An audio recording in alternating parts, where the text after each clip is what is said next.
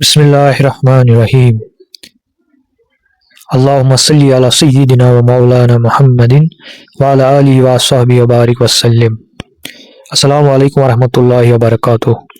ناظرین و سامعین، آج ہم ایک ایسے مغربی ماہر کی گواہی پیش کریں گے جس نے سائنسی تحقیق اور مشاہدے کے بعد کائنات کے عظیم خالق کے وجود کو تسلیم کیا۔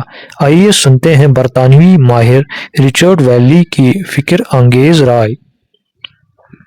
رچرڈ ویلی اور معرفت حق۔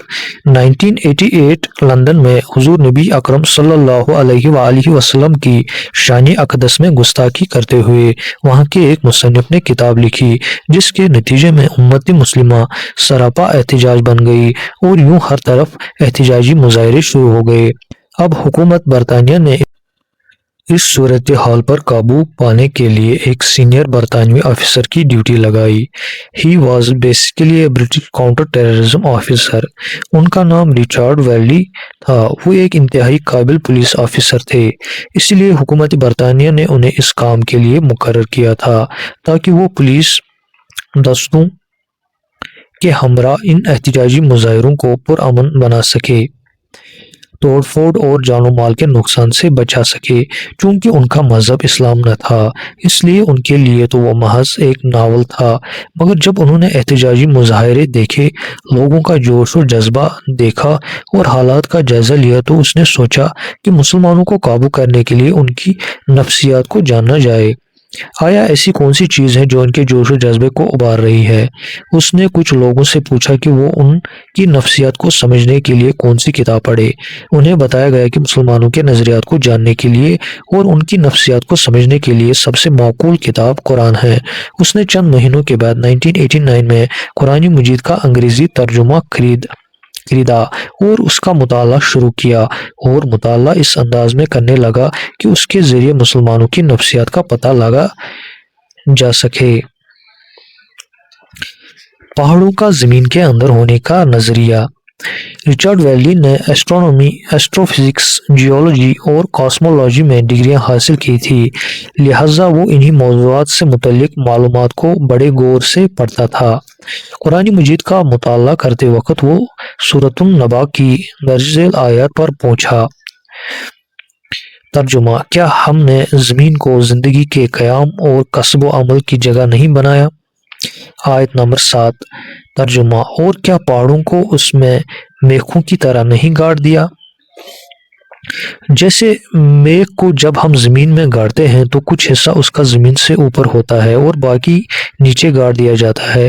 جتنا زیادہ وہ حصہ زمین کے اندر ہوگا، وہ اسے اتنی ہی مضبوطی دے گا۔ اسی طرح پہاڑ بھی صرف زمین کے اوپر نہیں ہوتے، بلکہ زمین کے نیچے کی جانب بھی موجود ہوتے ہیں، اور ان کا وجود بالکل ایسے ہی ہے جیسے میخیں گاڑی گئی ہو۔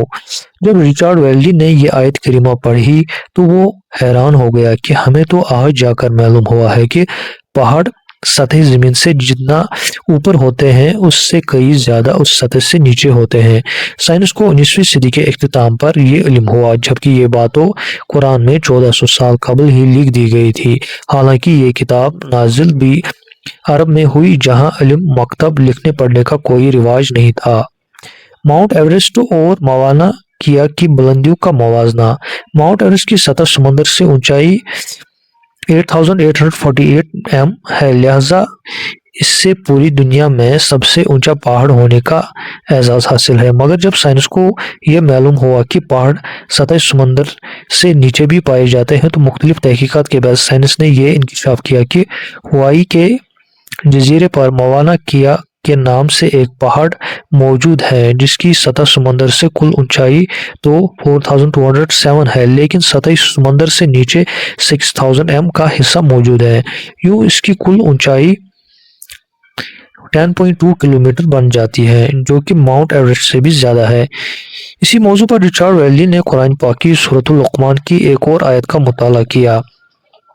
آیت نمبر 10 ترجمہ: اس نے آسمانوں کو بغیر ستونوں کے بنایا جیسا کہ تم انہیں دیکھ رہے ہو، اور اس نے زمین کے اندر نیچے بھی مضبوط پہاڑ رکھ دیے تاکہ تمہیں لے کر دورانی گردش نہ کانپے، اور اس نے اس میں ہر قسم کے جانور پھیلا دیے، اور ہم نے آسمان سے پانی اتارا اور ہم نے اس میں ہر قسم کی عمدہ و مفید نباتات اگا دی۔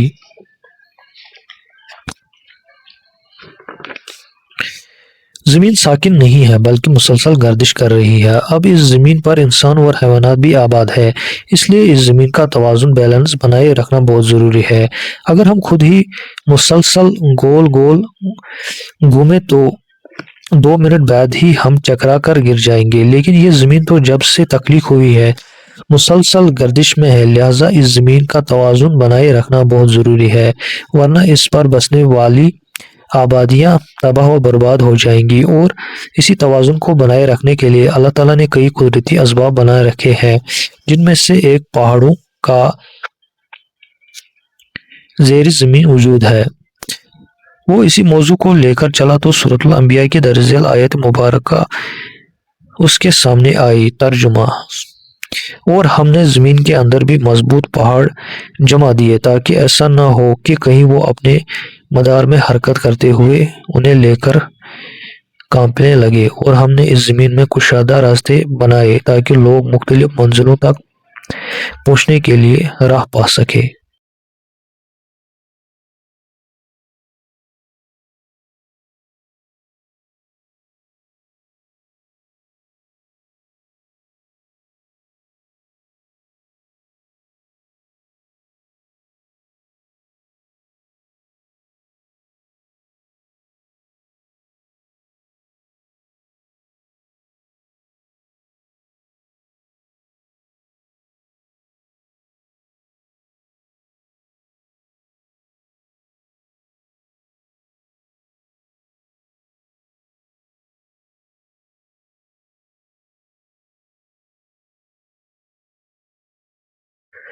یہ وہ آیت قرآنی ہے جو خدا کے ہونے کا پتہ دیتی ہے اور اس بات کا درس دیتی ہے کہ خدا کو ماننا اور مذہب کو اپنانا ضروری ہے۔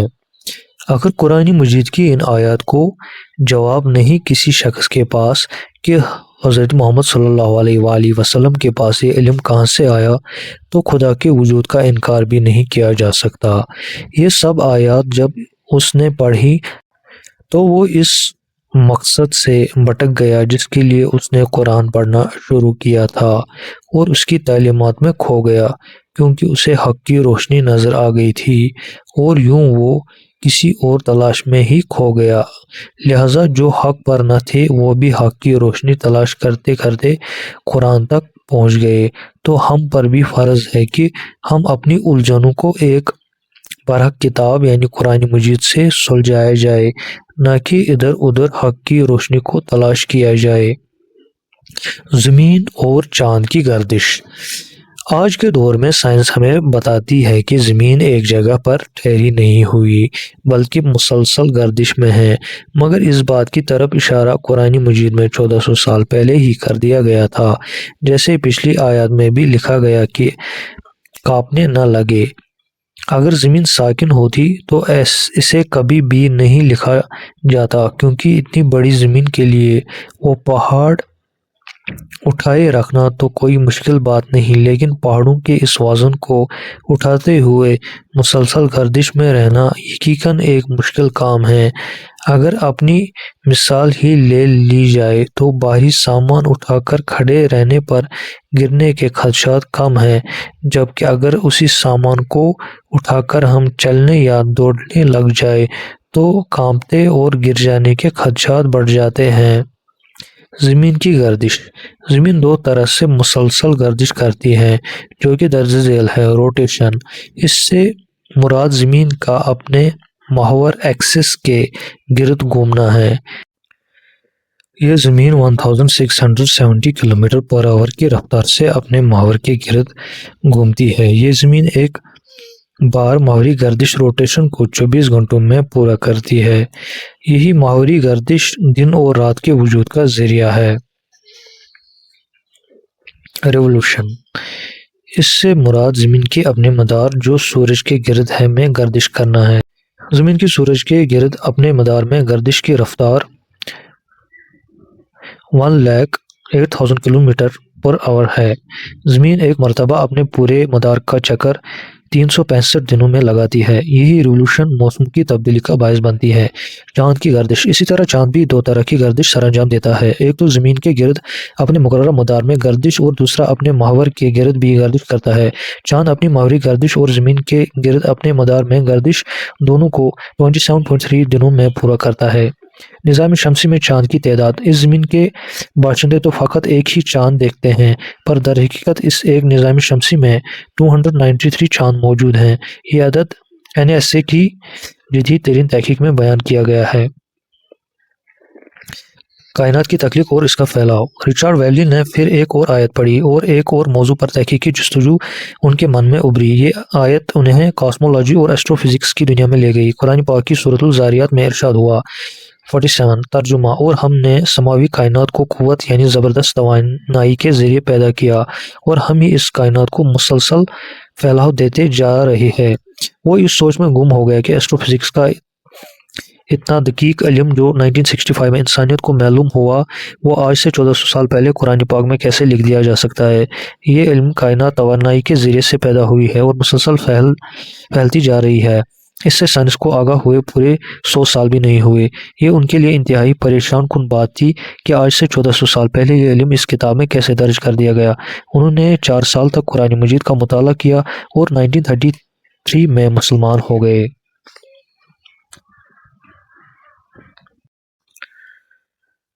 کائنات کی حرکت کا نظریہ۔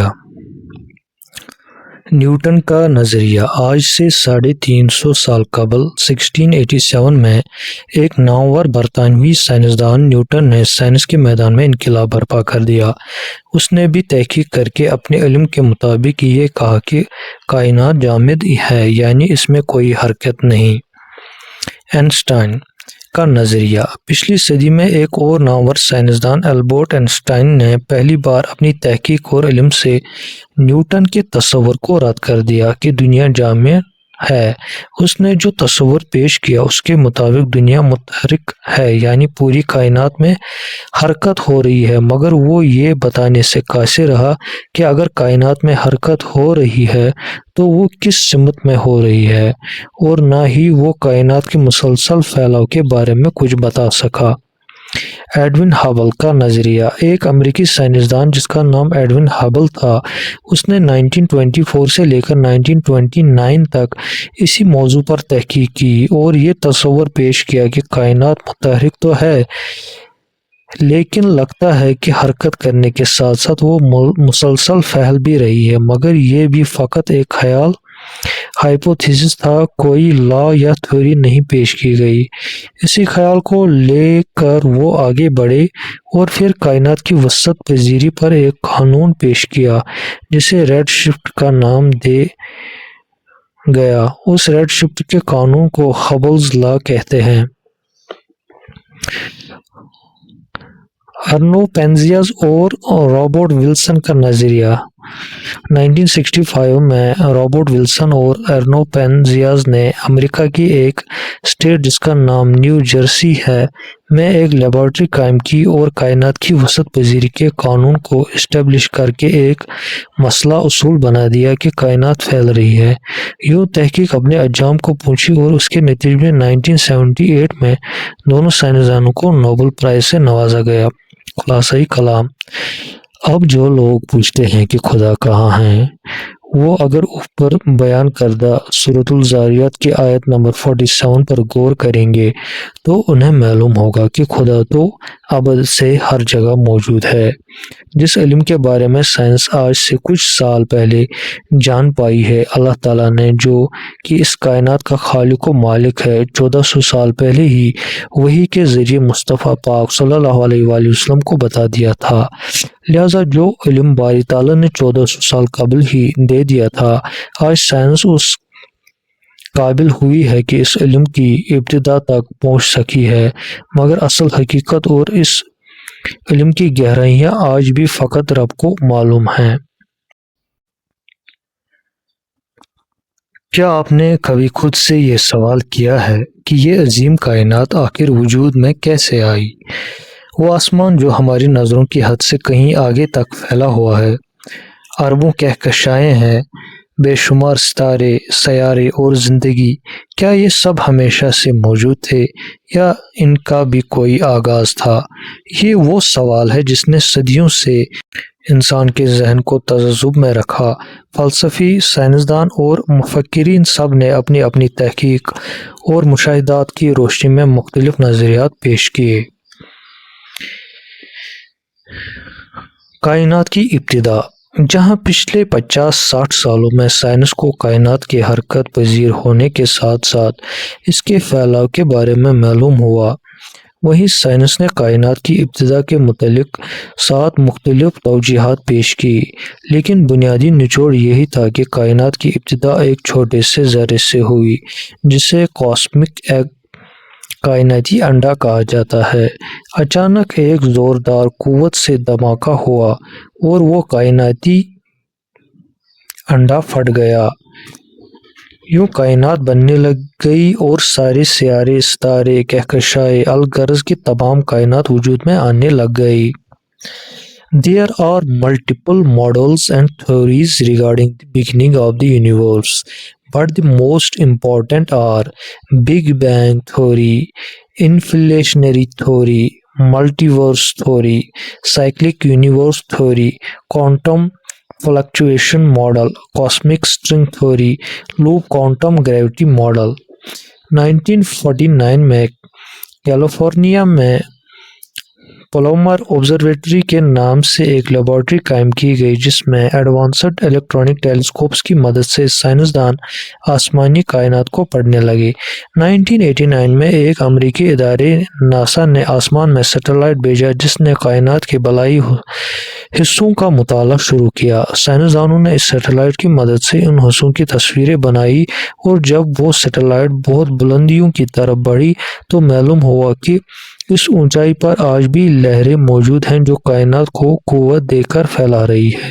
جب ان لہروں کا تفصیلی مطالعہ کیا گیا تو سائنسدانوں نے ان لہروں کو واقعات ٹھہرا دیا جو اس دھماکے کے نتیجے میں پیدا ہوئی تھی جس سے کائنات کا وجود بنا شروع ہوا تھا۔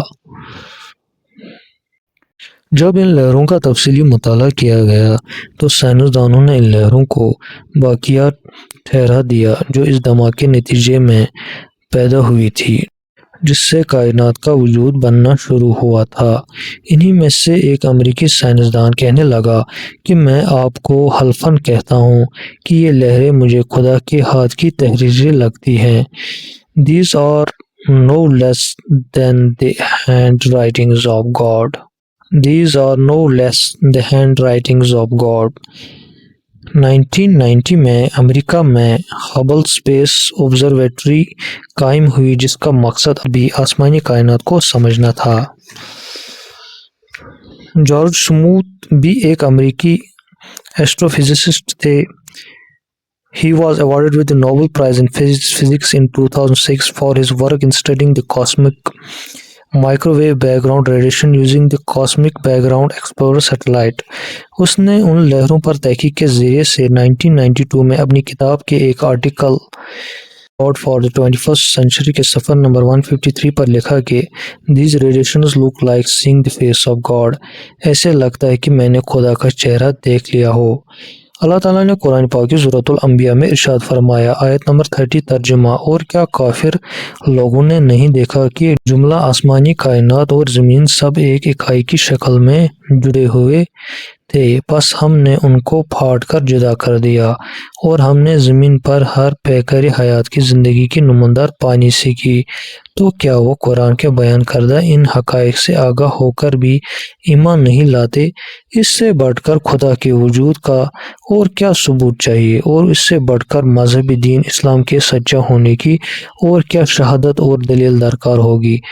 جیسے درج بالا تحریر میں بتایا گیا ہے کہ ایک طویل عرصہ تحقیقات ہوتی چلی گئی اور پھر آج جا کر سائنس کو کائنات کی ابتدا کے بارے میں معلوم ہوا کہ یہ وسعت آمیز کائنات فقط ایک بہت چھوٹے ذرے کے برابر تھی۔ وہ ذرہ جب اچانک دھماکے سے پھٹا تو اس نے وقت کے ساتھ ساتھ پھیلنا شروع کر دیا، اور جب اس دھماکے کو ہوئے 1 ارب سال گزر چکے تھے تب جا کر کہیں نظام شمسی وجود میں آیا۔ لیکن قرآن پاک میں اس بات کا ذکر آج سے 1400 سال پہلے ہی کر دیا گیا تھا، جب ان تحقیقات کا نام و نشان بھی نہ تھا۔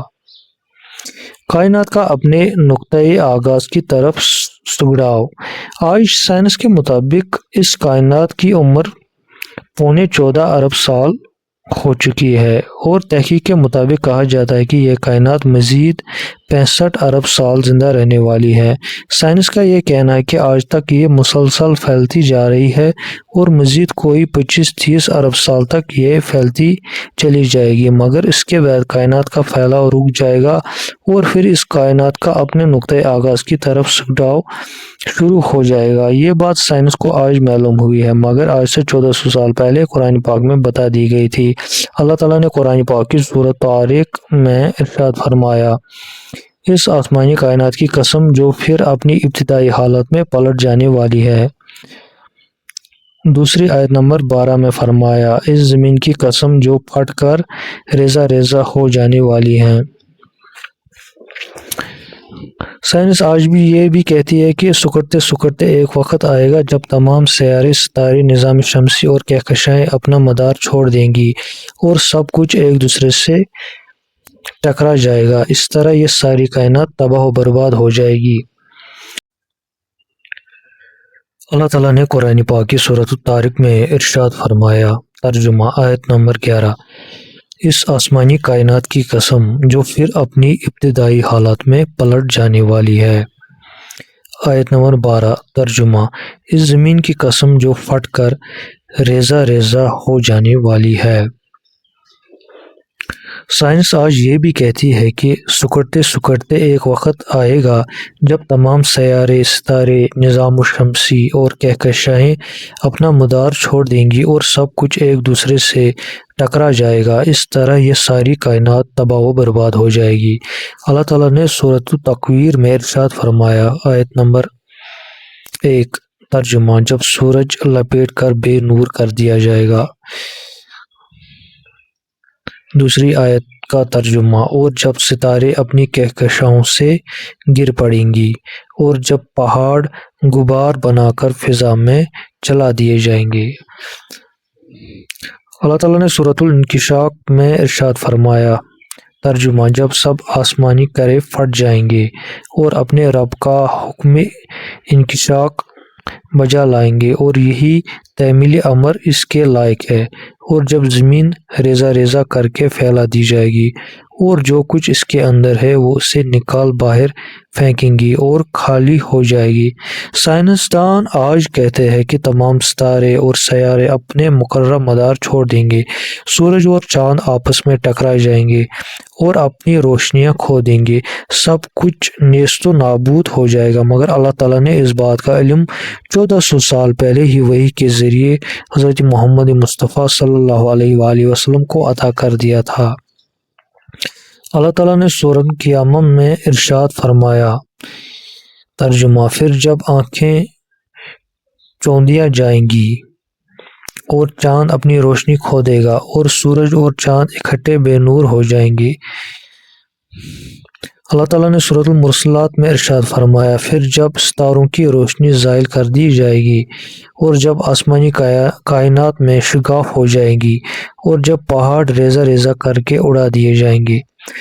سائنس وقت کے ساتھ ساتھ آگے بڑھتی رہے گی اور نئی ایجاد ہوتی رہیں گی۔ وہ ایجادات ان کے لیے تو نئی ہوں گی، مگر قرآن اٹھا کر جب بھی دیکھا جائے گا تو معلوم ہوگا کہ اس کا انکشاف اللہ تعالیٰ نے آج سے 1400 سال پہلے ہی کر دیا تھا، اور جیسے جیسے لوگ قرآن پاک میں تدبر اور غور و فکر کرنا شروع کریں گے، ویسے ویسے ان کا خدا کے وجود پر یقین اور ان کے دلوں میں ایمانیت کی روشنی بڑھتی چلی جائے گی۔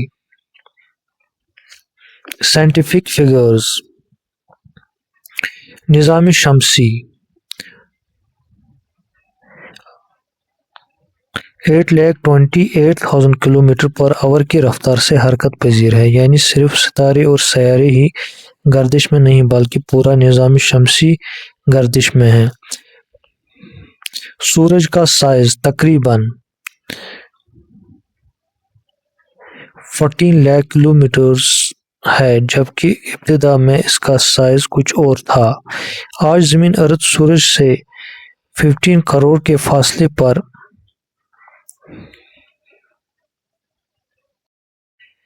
आज ज़मीन अर्थ सूरज से 15 करोड़ किलोमीटर के फासले पर है, जबकि इब्तिदा में यह फासला कम था।